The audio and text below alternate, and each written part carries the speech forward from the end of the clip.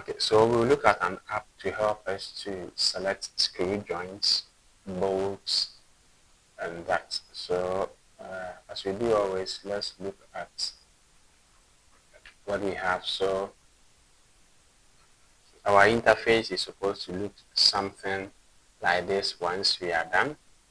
And the nodes we go through looking at RS Chemie's approach, you have the internal stresses, you have the external stresses. For our use, this is just for educational purposes. So for the internal stresses, we'll look at the tensile aspect, that is the initial tensile load. Then we look at the torsional shear. And then for the external side, we look at the tensile and the shear. Okay, so if you look through RS Chemie's material, you see that he combines the initial tension and the external tensile load using this approach and putting them together. He has a K that determines how much of a role that the external load P2 would play. So we'll do something like that. So if you look at this, we have K here, right? That will tell us the role of P2 in the tensile load. Now K is gotten from this table, which again is in RS Chemie's material. So that is what we are going to have. So if you have metal to metal contact with through bolts, then a certain value of K will be selected for us. Okay, so for the initial tension aspect, which is P1, that initial tension always exists, and if a bolt is going to fail, per the theory, most likely to fail due to an initial tension, unless, of course, something else happens. So if you look through the notes, the conditions for the failure are there. Okay, so in a case where you have metal to metal contact, for instance, you have the contribution of the external load being 0 or minimum. But on the far side of that, if you have a soft packing with starts, so the idea was that if you have any intermediate material, some kind of a soft packing that fails, then the failure of the joint is due both to the external load and the initial tension. But if the bolts themselves are going to fail, then the failure most likely is due to the initial tension. That is the idea. Okay, so for the initial tension, according to RS Chemie, you will get that by multiplying the nominal diameter in millimeters of your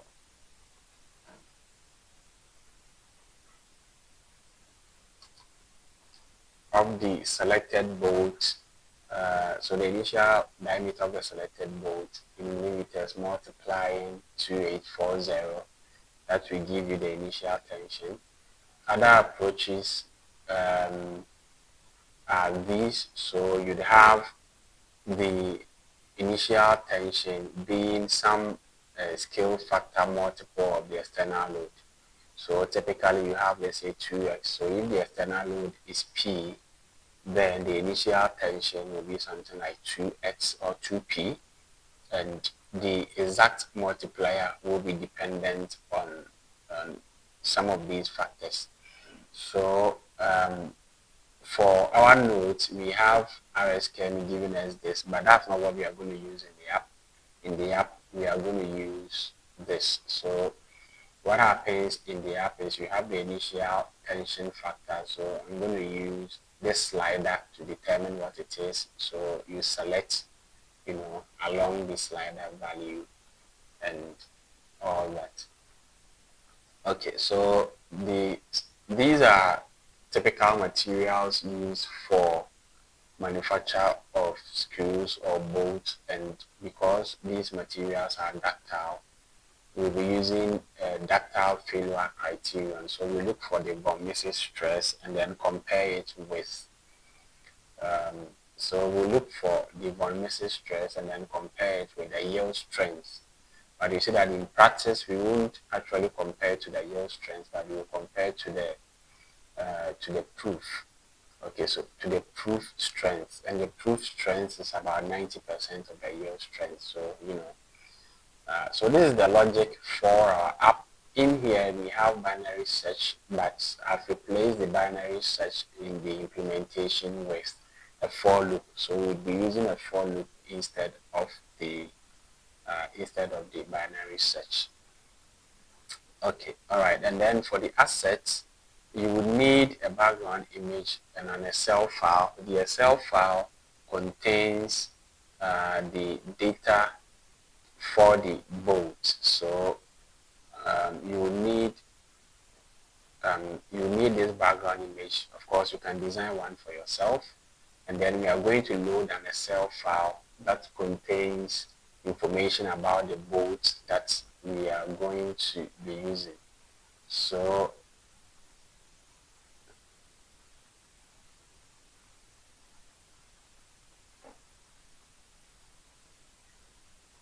the Excel file looks something like this. So with the designation, the pitch, the measure diameter, and some information. So some of the information which are of importance to us will be the stress area, and then the proof, the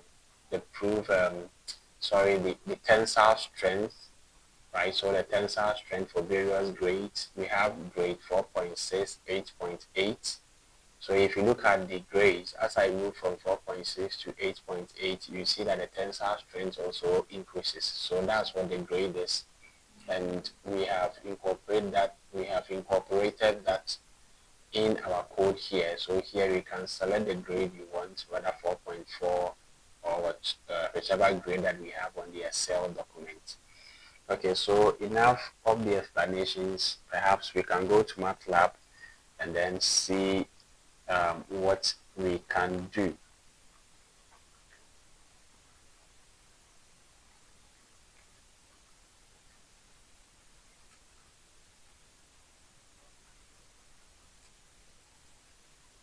So APPdesigner opens a new app for us. So we create a new blank document like this. And then as always, what I'm going to do first is let me put in so an image goes there.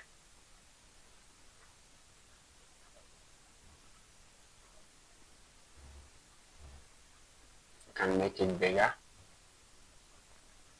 And like we did, we've been doing, if you look at some of the videos on the channel, you'd see, so you see for the Revit app, you browse, you go to, the folder that contains your image, and then this is it. So I just double click on it. And what we said was that you need to make sure that the folder or the image file is located at the position where you want to save, or at the location where you want to save your app to. Either than that, you will run into problems. So this is what I have. And so what I did here was change the background of this.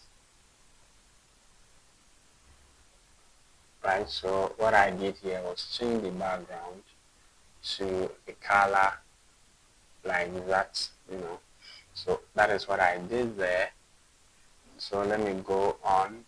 I need a numeric edit field. So I'll get one from here, and that is going to be P.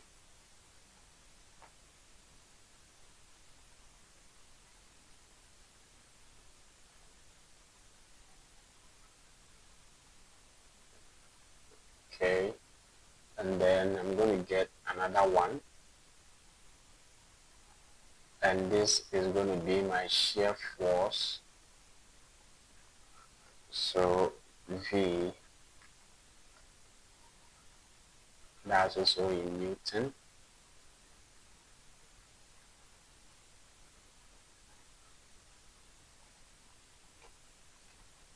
You need to be careful when you are moving this stuff around. You can use the arrow keys if dragging is problematic. And then I have my torque, so same thing. So I have torque, which goes like that.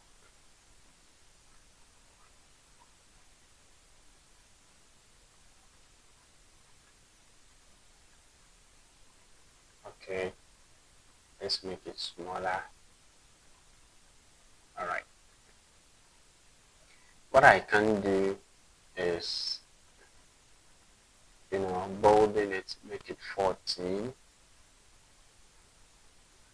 Bolding it and make it 14. Then I'll do same here. Bold and then 14. So that helps. Okay. Now let's just put in the default values. So P, I will put in default value. I think I had a 100, and then for V, what I put in was 50. Sorry about that. And then for T, let's put in 20.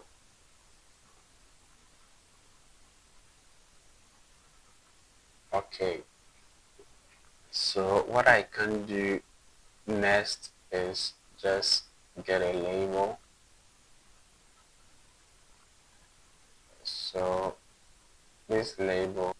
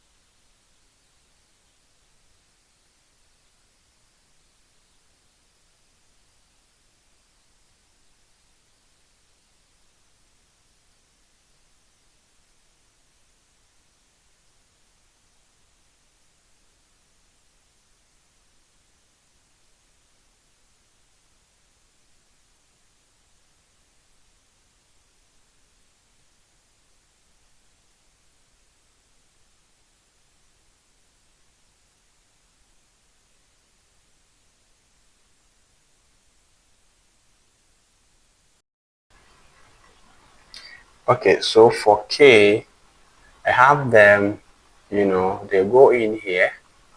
So items supposed to be there. I have them written in some elaborate form. Now, obviously, um, they come from this part. So in the textbook, this is what we have, and this is how I've shortened them. So I'll just copy this from here and see if I'm able to paste them in here, if that's even possible. So I paste them like that, and let me see if it works. Okay, so it appears they work. So 1, 2, 3, 4, 5. So I have all the 5, but I need to see more. So I have stretch. No, that doesn't work. So let me stretch this out a bit. Then move the entire thing.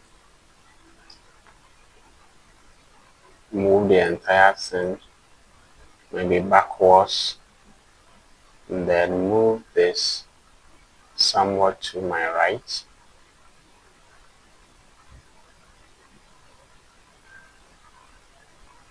Okay. Then maybe bolding this and change that to 14. Okay, so I think I must have everything I need there.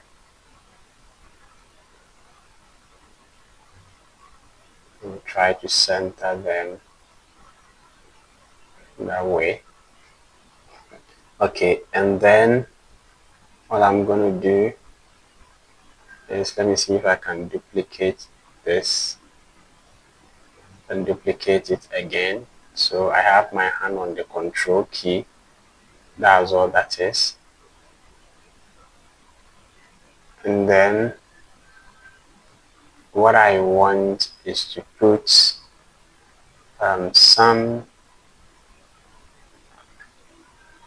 I'll need a button. So I'll put a button here. And then a test area. The test area goes in there. So let's move this downwards.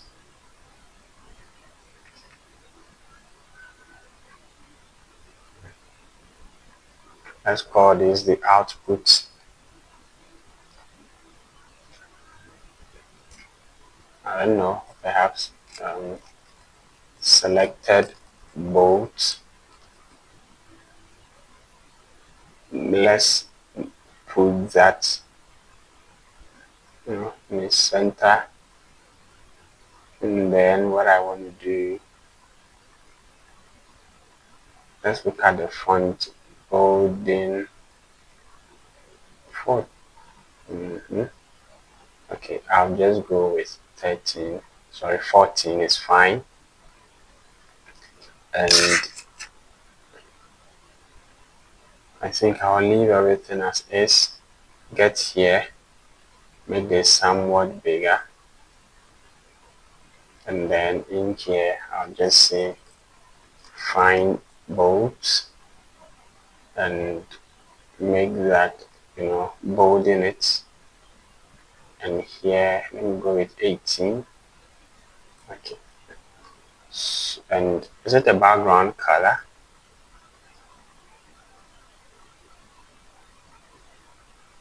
Okay. So I think this comes as close as possible to what we are looking for. So find bolts in here is called find bolts. Selected bolt test area, I'll maintain it. Grade is grade drop down, I'll maintain it. This is series drop down, I'll maintain it. Initiative selector slider is fine, and then K drop down is fine. Okay, and then I have, that is my torque. This one I'll just edit it to torque, and this is shear, and that is tensile. So those are the ones I'll edit. Everything else I'll keep as is. Okay, so that's fine. Now I have all of this. So what I want to do next is we want to transition to the code view, which is in here. And once I'm in my code view, so I have all the properties showing. Okay, so I think, okay, so what I want to do is once my app starts, I want to load the Excel file. But before I go on to do any of that, let me just save the work. So you see, I click on save, it brings me into this folder, and this folder is where the Excel file is located. It is where the image we are using for our background is also located. And as always, I already have my bolt, selector. So let me call it selection app, and then I'll add online to it because I have several of them. I don't want to be confused. So save, and that is saved. Okay, so like I said, I want to add a startup function. So once I'm clicked on the title, go to callbacks, and then a startup function should be here. Click on that and add a startup function. So the startup function appears here. Now for the startup function, what I want to do in there is I want to load my Excel sheet. So let's look for the destination. So first I want to specify the file path, and I already have the location. As always, I have my location, so I'll just copy it and then into my APPdesigner. I'll paste it. So this is where this is the file path to my, okay, I hope I don't run into some problems.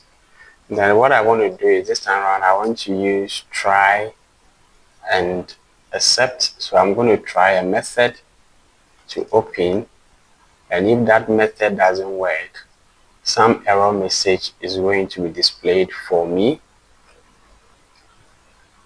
So this is basically what error handling is in programming. So I want to load the cost thread sheet because I have two sheets and I want to be able to load both of them. So I have the one for the cost thread that goes, so I use this function read table to read my file path, so the file path that I've defined, right?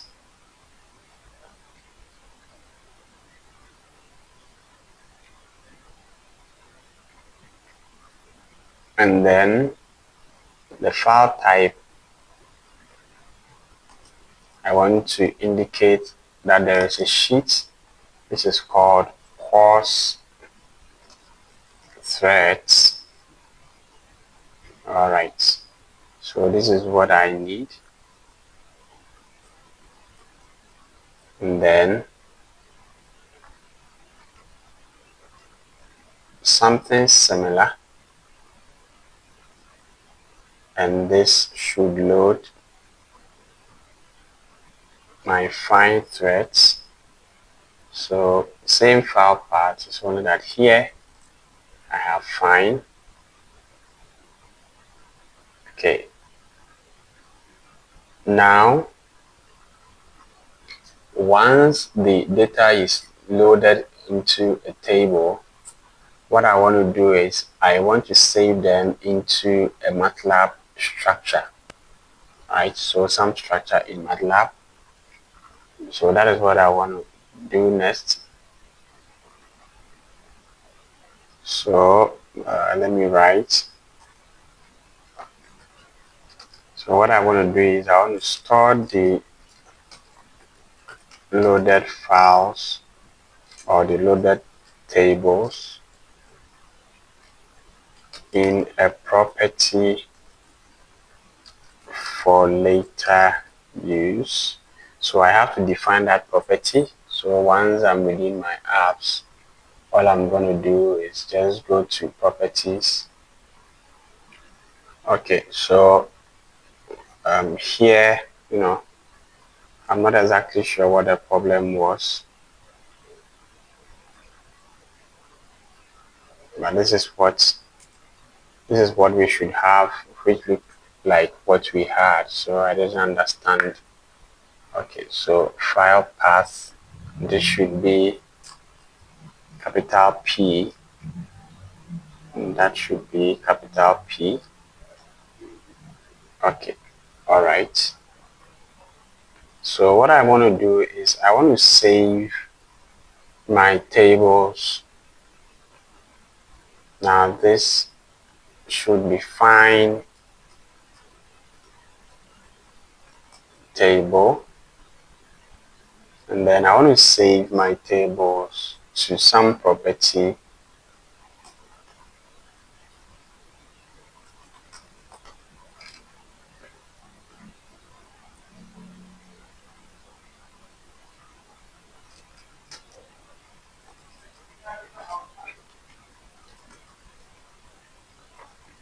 Right, so I want to save both of them to a property.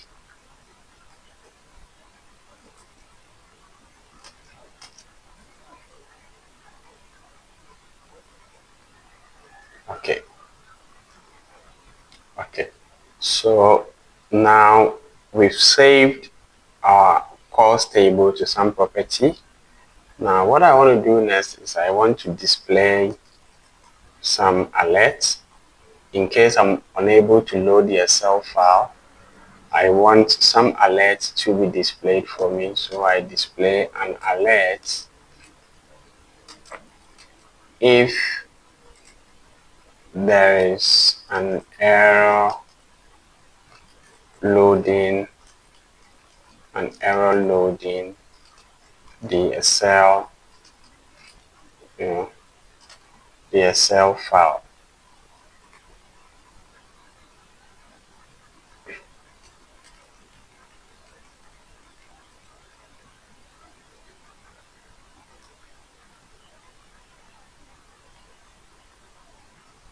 Okay, so the error goes something like, so I'm going to use UI alerts to do that, and then I want to produce this to the boat.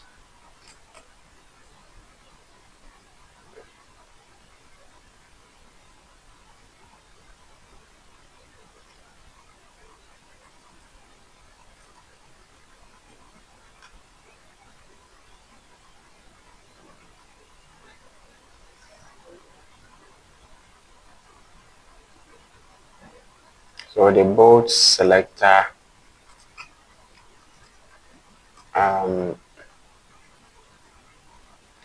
the boat selector app underscore online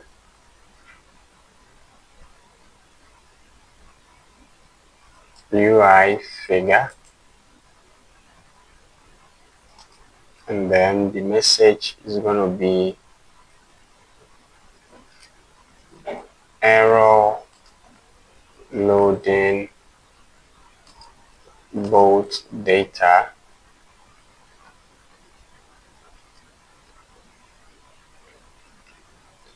and then MATLAB is going to add this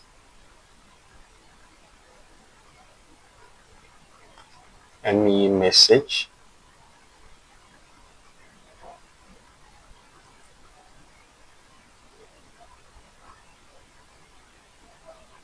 and then data load error.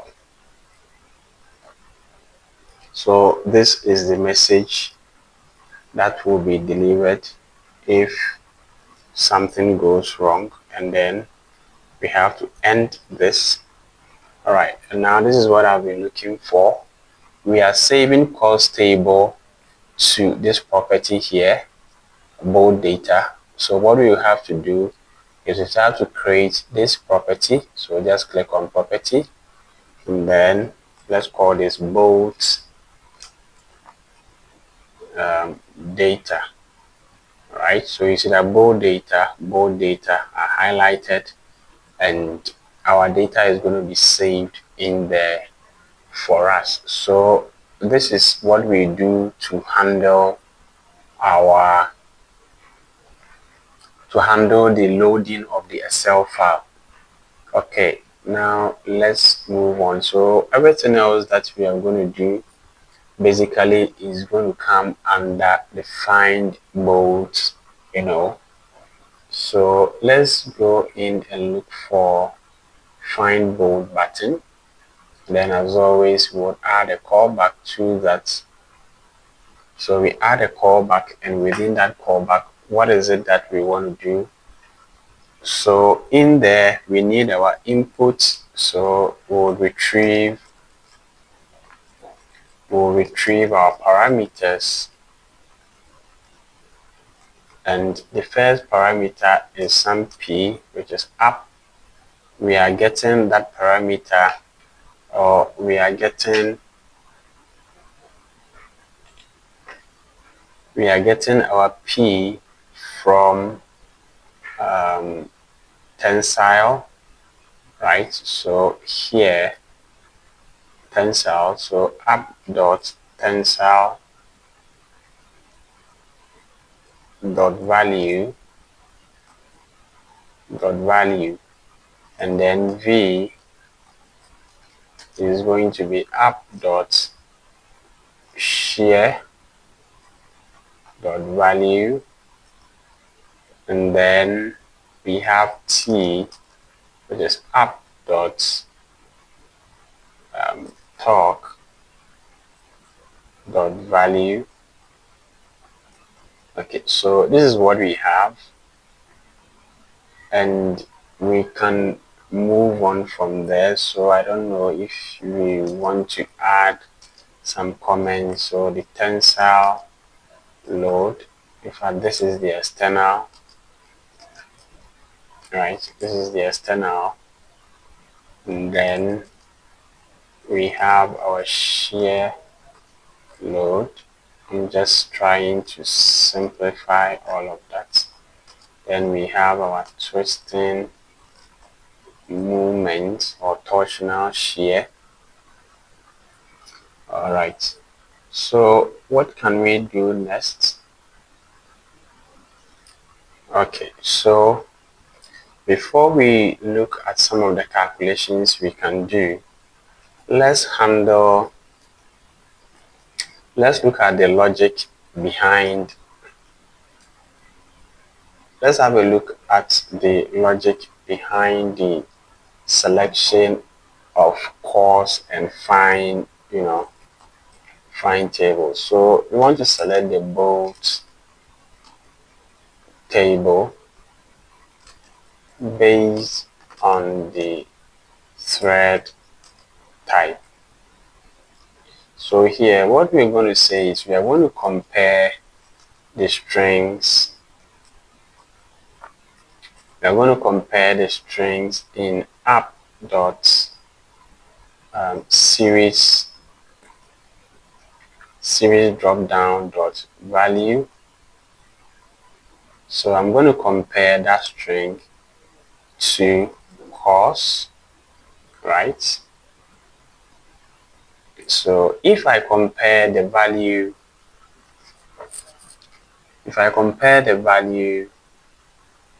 in this series and I have course,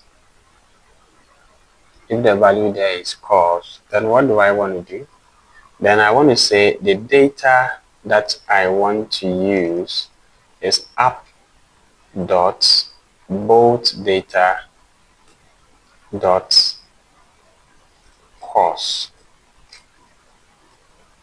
So if the user selects to use course series, then I have to give the user that data, and that is what I'm trying to do here. But if the user don't select or elect to use course, then obviously the user wants to use fine.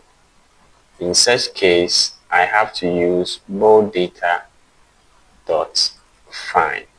And mind you, we have defined these two data types up here, right? So we have both of them available. And this is an if logic, so we have to end, we have to end it, and then we find. Okay, so now that we've handled the logic for the series, let's handle the logic for the grade as well. Okay, so we're still going to use an if statement, so we still do a string compare, but maybe let's put some string here. So here we want to determine the selected strength grade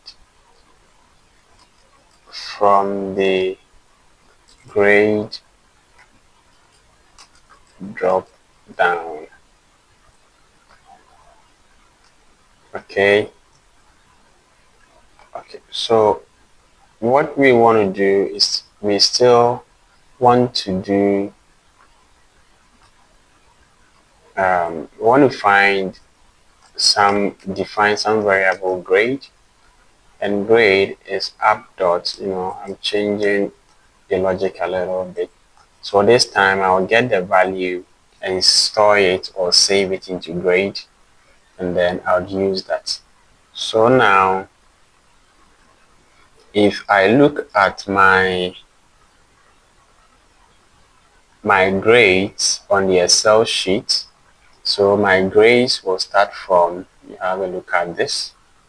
So be very careful when it comes to you modifying the Excel sheet, because if you modify it, you have to write your logic to suit the modification that you've made.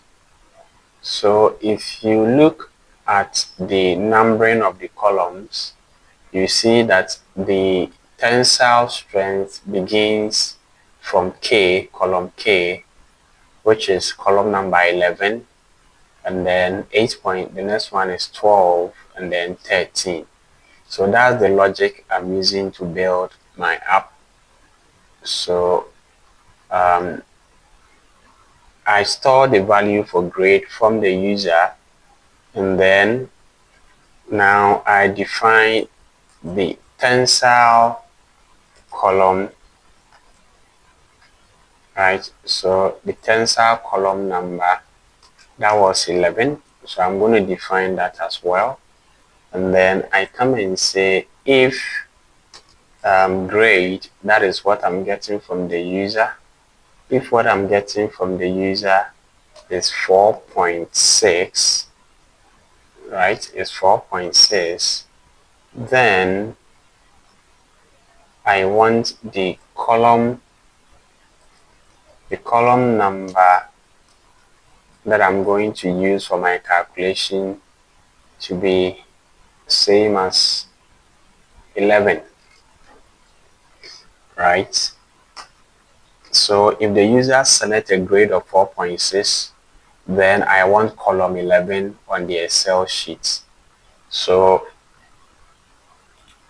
that is what it looks like there. But if, else if the user selects, let's say, a grade that is equal to 8.8, then I want the column number that I'm going to use to be tensile column number plus what? Plus 1, which was 12, if you recall. And the last one will be, if none of them is true, then I want the column number that I'm going to use for my calculations to be the tensile column plus what? Plus 2, which is 13. And then I can end this logic. And this is the logic that controls which grade is going to be used. Now, let's move on. Like I said, we are going to write a for loop. So that for loop is going to go through the Excel sheet, and then so basically this is how the for loop is going to work. So the for loop is going to start with the first bolt designation, which is M4 at index 1. I'll explain why that is index 1. So it starts from M4, and then it calculates all the stresses in terms of the von Mises stress, and it compares that von Mises stress to the proof strength of the grade selected. So let's say it compares it to 400, and if the von Mises stress is less than 400, then it means that that bolt is suitable. So it will go through all the bolts and see how many of them are suitable, and then finally we'll use a logic to select the least diameter of bolt that is suitable. So that is what the for loop is going to do. Now let's go back to our code and then initiate the for loop. So for the for loop, before we go through, we need to define the boundaries of the for loop. So I'm just going to say that how many times should I loop through? And I'm going to loop through I'm going to do the for loop for as many times as I have the bolt. So in this case, if you look at the Excel sheet, I have 8, so 1, 2, 3, 4, 5, 6, 7, and 8. So I have 8 bolts, so loop through 8 times. And I don't need this data here. It's going to interfere with my work, so let me delete it. It's very important that you don't make any changes to the Excel sheet, because if you make any changes, you have to update your code. Okay, alright, so now I come back in here, and what I'm looking for is the height of the data. So the height of the data is 8, like I've said. So n rows, I will define n rows as 8, and then I'll use safe indices. So safe indices is what index is safe, like I've said. So if M4 is safe, that's index 1. If M6 is safe, that's index 2. So before I start, I define these two, and both of them are, safe indices is empty. And now I want to loop through from 1, and I want to loop through for a variable that is starting from 1 until what? N rows. So what that means is that if you decide to add more more bolt designations to your Excel sheet, that is covered. Okay, so what I want to do first is I want to extract values from the table for the ith, for the ith bolt. So I just stands for the column or the row that I'm working on. So if I'm dealing with M4, that's just, that's just the first the first row. So I will be 1 for M4, I will be 2 for M6, and on. Okay, so on the table, I don't need all the data. So what I need is the nominal diameter in millimeters. Mind you, the information on the Excel sheet is in millimeters. So you'd see that the nominal diameter occupies the third column, and what I want is the ith row. So in this case, in the first loop, I is 1. So I want, let's say, 1 3. That will give me the diameter of M4 in the first loop. Okay, so and then I want the stress area also in millimeters squared, and this is actually, that is on the 7th column. So and then I want to be on the 7th column. Now mind you, it is important that here we use curly braces and not brackets. So curly braces and not brackets. Okay.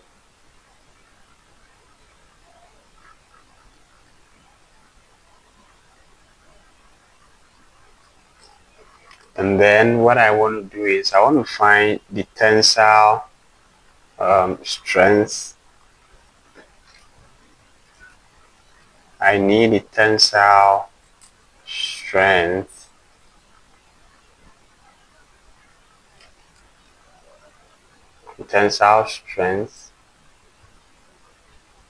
that is in MPa, and this is going to be varying. So on my data is going to be I, and then what's the column number that is calculated. So mind you, column number is what we define here. So if the user selects a grade of 4.6, then the column number required here is going to be column 11.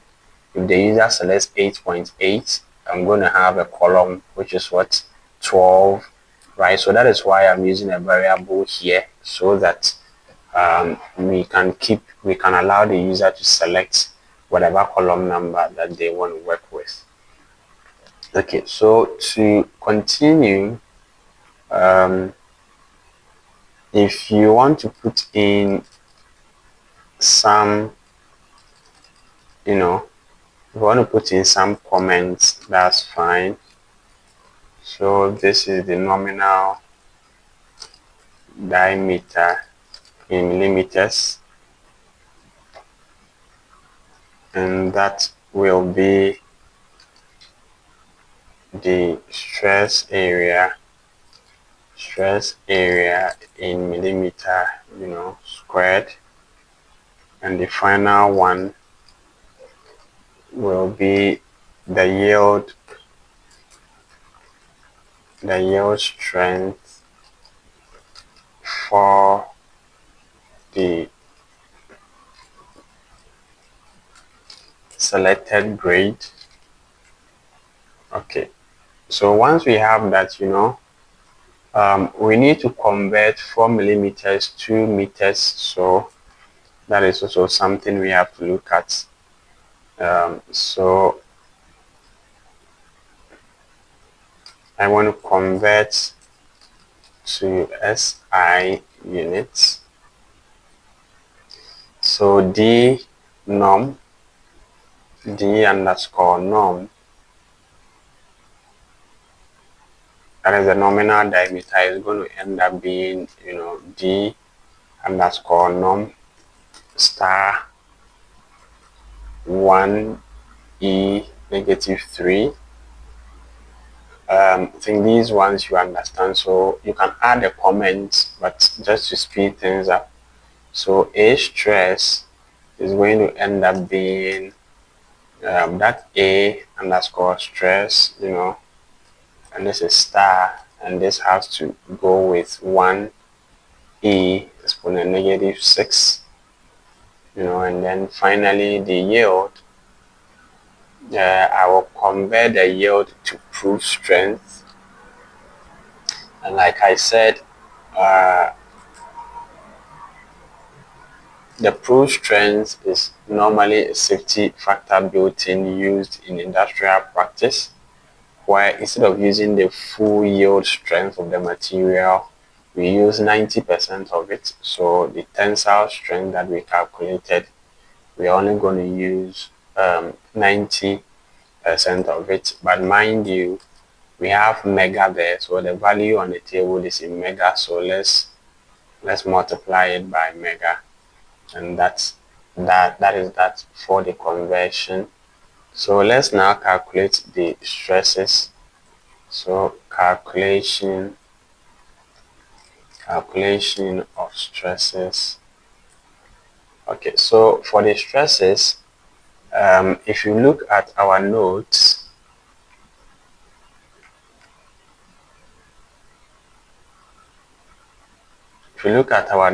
this is the relationship for the tensile load. So the tensile load is composed of the initial tension and the external load supplied. So we need to look for the relationship between the external load and the initial tension, and then the relationship between the total tensile load, the initial tension, and the external load. So I think I discussed that at length in the beginning. So we want to implement that here. Now we know that, or I said that the initial tension, right? I said that the initial tension is dependent on what?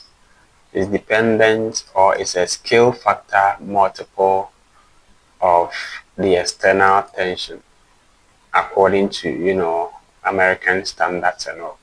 So the external load which is supplied was P.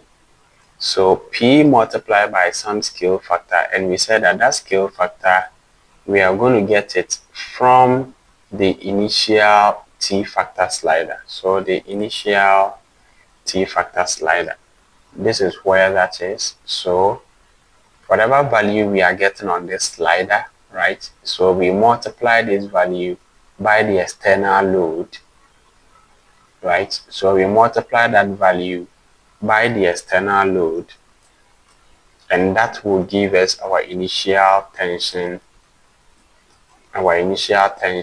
value. So that's how we get our initial tension, and that is how we use the slider there. Now, okay, so for this, let's maybe add a comment. So initial tension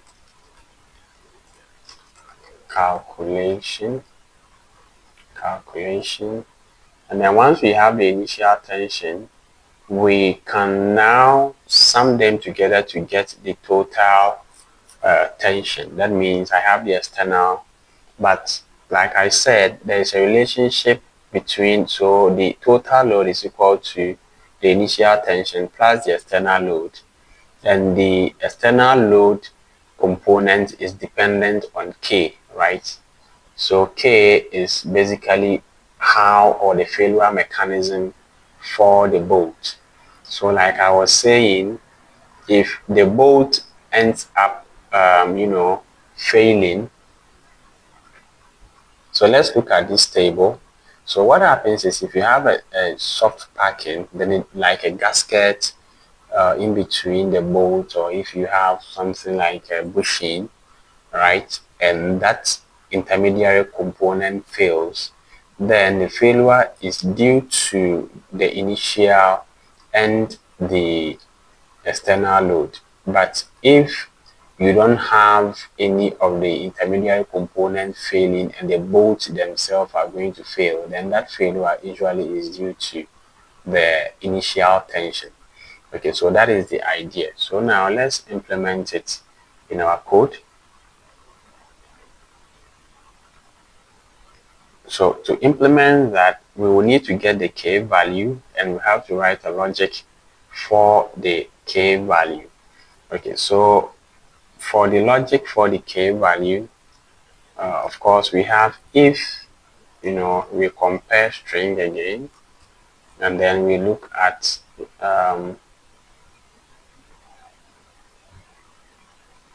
so app.k drop down dot value. So we look at this and then we compare it to the values, so let me go get those values again. Where are they? So they should be in here. So I have them in there. So I'm going to Control A, Control copy, and then bring them and paste them. Let me paste them down here for the meantime. So the first one is what I need. So I copy this and bring it. And if this is the condition, I want k to be equal to 0.1, and so else if I have a string compare, then app.k drop down dot value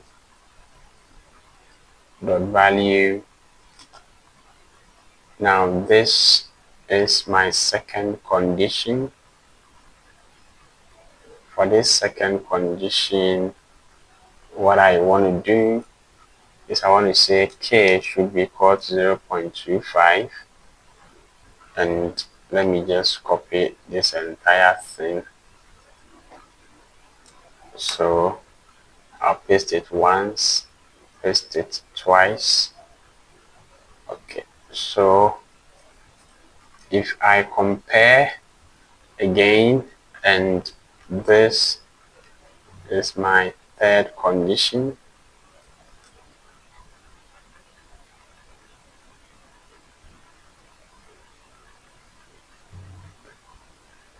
so third condition is like that, and then the fourth condition,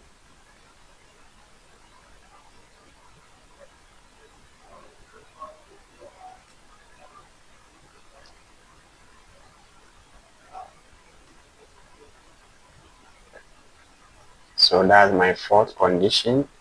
So for the third condition, I'll use 0.5, and for this I'll use 0.90, and for the fifth condition, I'll just say else, right? So if the four conditions are not satisfied, then it means that I have a soft gasket in there which is failing, and that the failure is due to both P1 and P2. So this is 1.00, and then that is if so, I end it, and now I'm fine. So I can delete this. So that is the logic to handle the combination of the initial and the external load.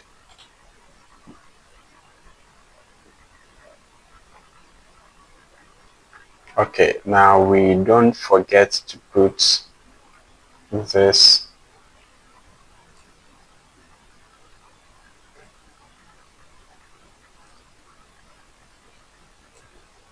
Okay, great. So now that we have our K, we can now estimate the external tensile load.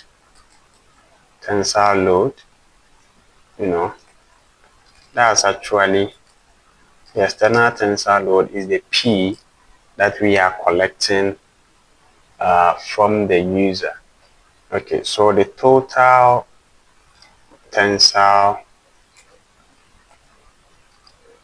the total tensile load, just total tensile, is now going to be the initial tension plus K, small k, which is multiplying the external tensile load. Okay, so we're good. Now we can look for our axial stresses. So the axial stress is now going to be sigma underscore T and we are just going to use Hooke's law. So it's going to be the total tensile load divided by the area or the stress area of the bolt, and then tau, which is the shear, is going to be the V that we've gotten from the user divided by the stress area, right? And then now we have to now compute. So this is computation of this part is computation of normal stresses, and here we are only looking at computation of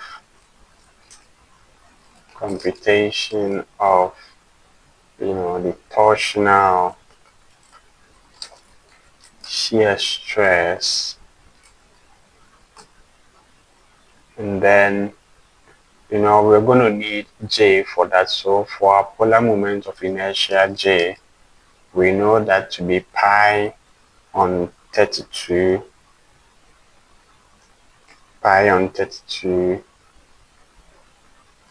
star, or multiplying the nominal diameter of the bolts raised to the power 4. So pi d squared, or pi d raised to the power 4 divided by 32. That's the polar moment of inertia for a rod.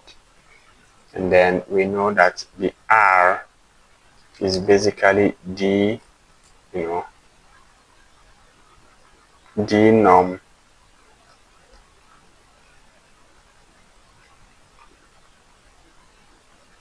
divided by 2. Now we know that tau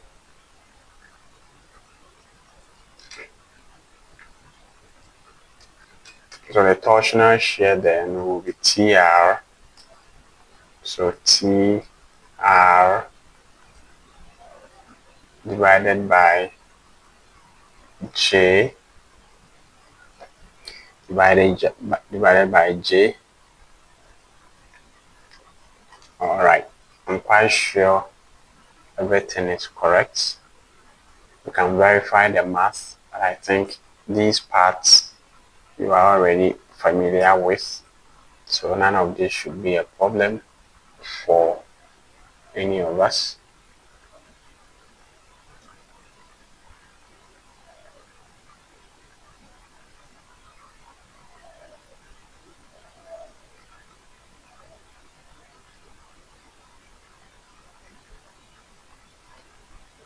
Okay, so this goes like that. Okay, so that's our torsional shear. And then we now will have to compute, because we are using a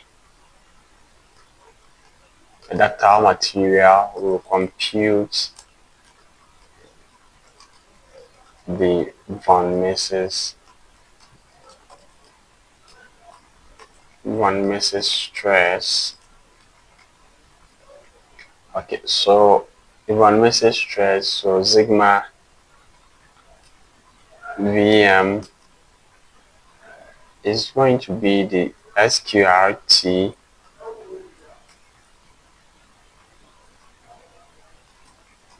of sigma T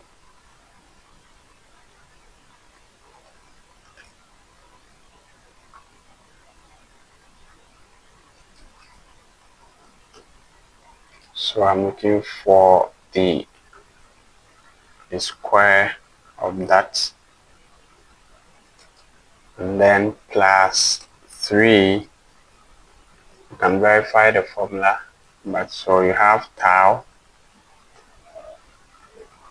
squared, and then you have tau t, so plus tau t, that's called t,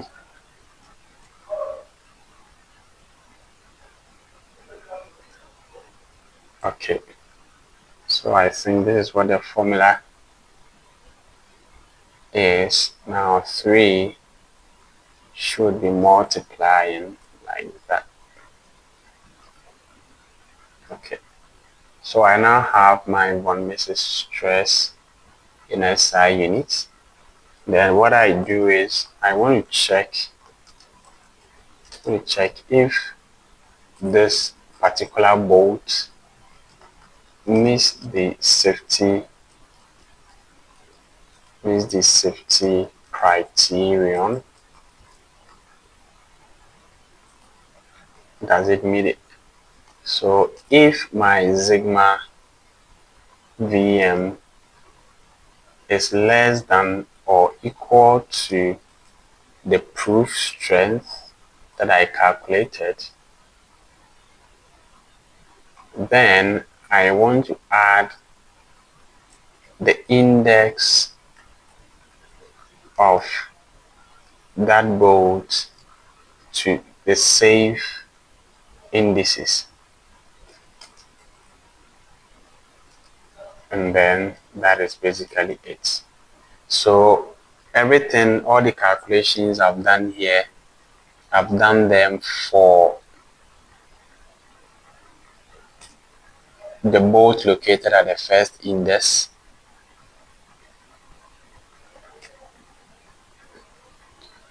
and then if the bolt located at the first index works, I add it to safe indices, and then I go to the next one and I go through the same calculations, right? So that is basically what I am doing here.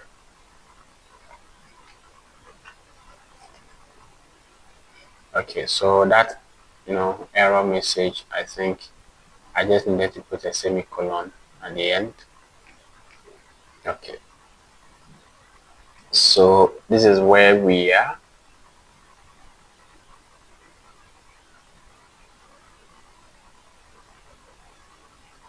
Okay, now mind you, it's a for loop. We started this for loop and we haven't ended it yet, so we need to now end the for loop, and the error message goes away. Now I have a warning, so let's leave that. Okay, so like I was saying, we go through it. So index 1 to 8, that's the number of bolts we have on the Excel sheet. So all of this is going to be done 8 times, and whichever of the bolts will pass the test will be added to safe indices.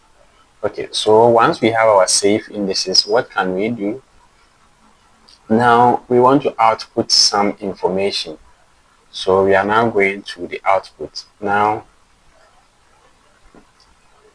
let's write. So if no safe bolt is found, then we want to return an empty array. So safe indices will be empty, and then display a message to that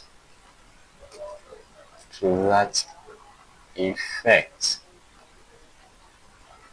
So that is also an if. So if we have an empty safe indices, so if safe indices is empty,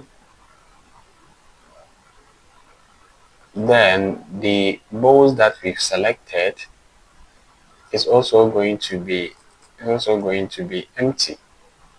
So this array is also going to be what? Is going to be empty.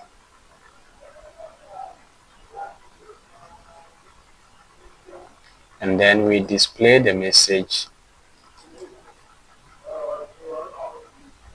no suitable bolt found, or whatever that is. So no suitable bolt found. But we can't just display this, so we'll have to do app dot, we want to put it in the selected bolt test area. So that is app.selected bolt.test area, and then the value of that is going to be a certain string, and that string is going to say no suitable bolt found.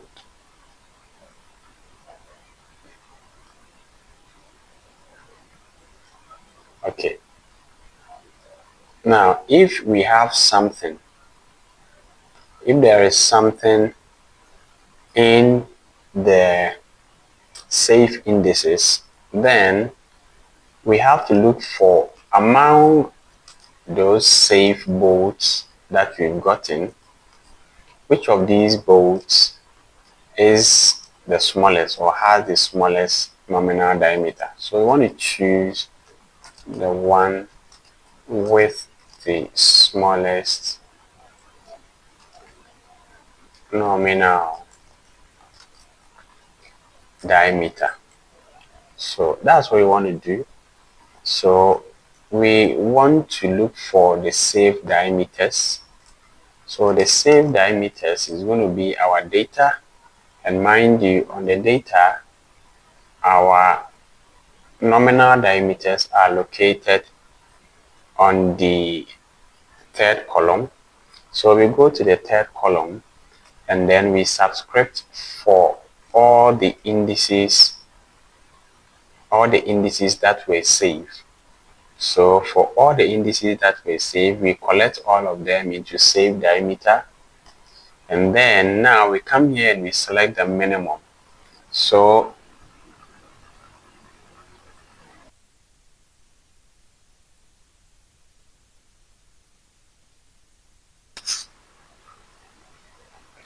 okay, so I'm going to go in for the minimum of the diameters. So I have the min function. I want to use the minimum of those saved diameters. So the minimum of save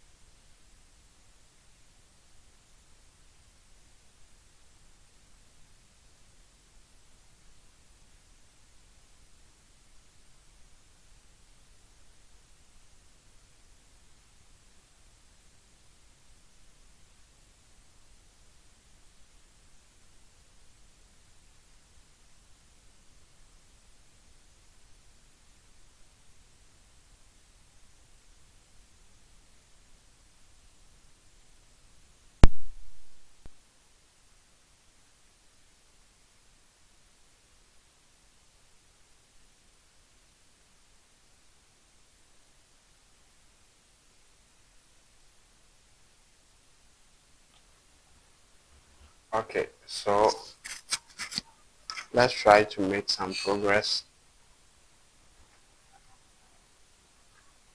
So let's try to make some progress. So what we were saying is that minimum here takes we use minimum to find the minimum of the safe diameter. So safe diameter, we got that from here. So safe diameter, we have all the data. We look at the column 3, which contains the diameters, and then we subscript that for the safe indices. So which of the indices were safe, and that gives us the safe diameters. Now you want to find the minimum of the safe diameters. So the minimum of the safe diameters, we are saying that will give us two values. So the first value here, that's the value of the diameter. So diameter 4, diameter 6, that is that. And the second one here is the index. Where does it occur, right? So we don't want the value, all we want is the index. So we use this tilde or this symbol here to tell MATLAB that we don't want the actual value, just the index. So once we know the index, we go to the bolt that we want to select. So basically what this is, or what we are doing here, is we are getting, what we are actually doing is we are just getting the row that corresponds to the optimum diameter. So this will look at the basically something that looks like the Excel sheet, only that this time is the data that we've stored in MATLAB. So this data, we select the row that corresponds to the minimum diameter. But I don't want to publish all of the information on the row selected. I just want to publish the information in the columns 1 and 2. Column 1 is the designation, so M4, M5, whatever it is, and column 2 is the pitch. So I just want those two. All right, so all I want to do is I want to extract values from column 1 and 2. Okay, so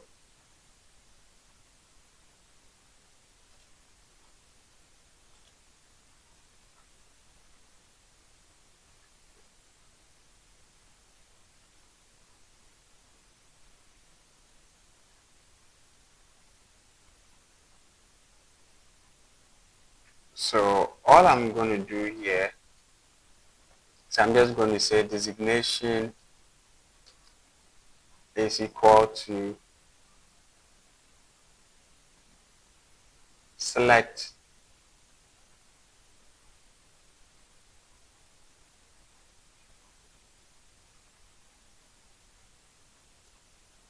so designation is equal to, let's select, so we look at our selected bolts, and what we want there is row 1, column 1. What do we have on row 1, column 1? That's what we are looking for. And then, so that's for the designation. And then for the pitch, that's going to be on our selected bolt, only that I want this time round row 1 of column 2. All right, so this is what I want. And then I want to, print it out. So before I print it out, I want to format the output. So all I'm going to say is, let's say the output string will be, I'm going to use as printf, and then designation. So I have the designation, and then that's some string, and then I go to the next line. I go to the next line, and then there I have pitch, and that is some numerical value. I'll use G for that. And then what I need will be designation and pitch. Okay, and now I want to display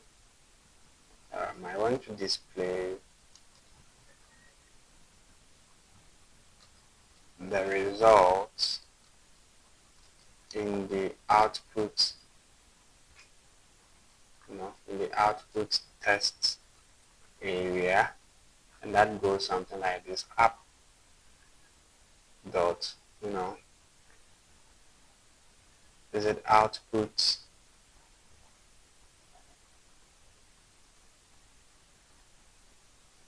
Okay, here we rather use selected test area dot value. So the value of that is going to be our output, what? The output str that we have just designed. This has to be 1O and not 2. Now sometimes, you see, what we are doing is we are extracting, before I move on, so this is an if statement. I need to end it. So let me put in end before I forget. Okay, so sometimes what happens is you extract some data from a table, or so from a table. Here we are selecting from a table or an array, and instead of us getting just the value, sometimes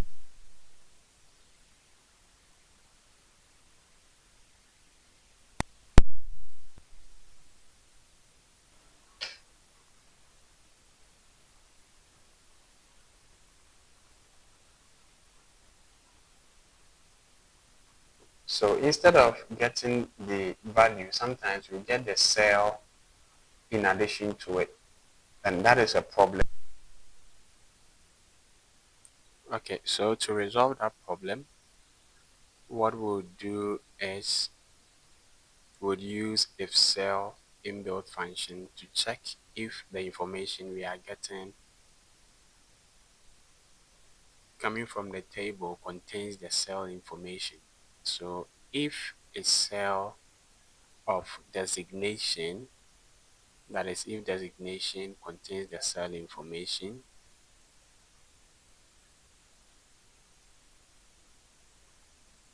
then what we want to do is, of course, there's only one value in the cell, so we want that first value in the cell.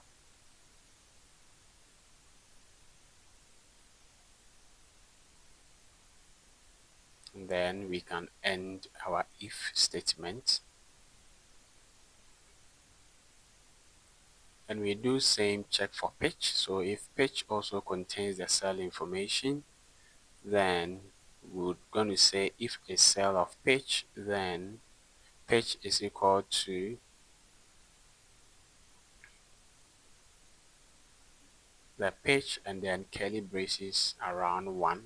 That gives us the first piece of information within the cell. Then we end it.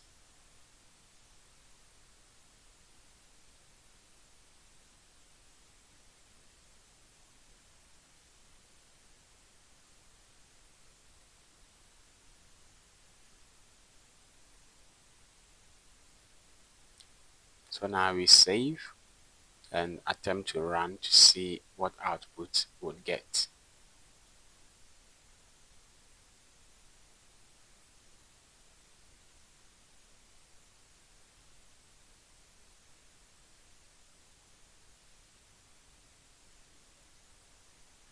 Okay, so the amendment we are trying to do here is we're trying to settle on whether it's supposed to be select both or selected both, but it has to be selected both. So we have to make sure that we have that done uniformly wherever selected both is used. So up there we have if is empty of safe indices, right? So we have to go there. That should be selected both, and then that should cut across. So now we should have selected both here as well. And finally that conforms. We have conformity, so that is cool. Okay.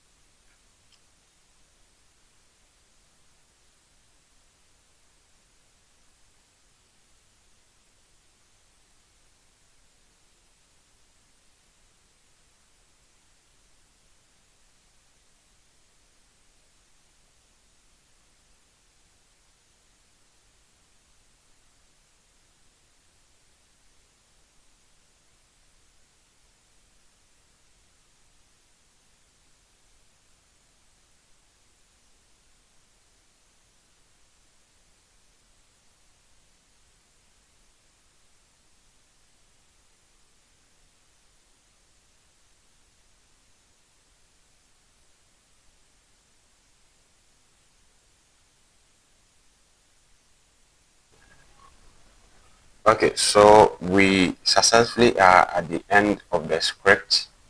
There are a few things that I want to draw your attention to before we try it. The first one is what happens in here. So in here, look at this line. I've changed it a bit, so I have app.ui figure, which refers to this UI figure here. So that is what I want to refer to. And then this is how the message is going to look like. So you can make some adjustment to it. And then, well,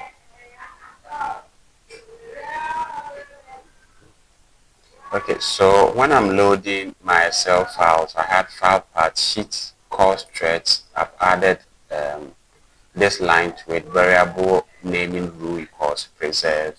That means that it should preserve the names of the column headings in the Excel sheet. So I've done this here, and I've done this there. It doesn't really change anything if you don't add that. And then the other issue that I want to draw your attention to is the spelling of course. So look through your app and then check the spelling. The spelling should be COARSE. So wherever you have course appearing, please make sure you put in this spelling, else you run into some errors. Okay, so I can count course here. Okay, and then when you are loading, this should be course. Make sure you have that. All right, and I think this should be course as well. So check the spelling to make sure that you have everything as is. And then we can now click on run. That brings us here. We already have some predefined values. So I'm just going to click on find bolts, and then I have the pre-selected bolts. So if you change the figures, if I increase maybe this, maybe increase that, and then click on find bolts, and now I'm getting M8, right? So that is what we are expecting. Okay, good luck.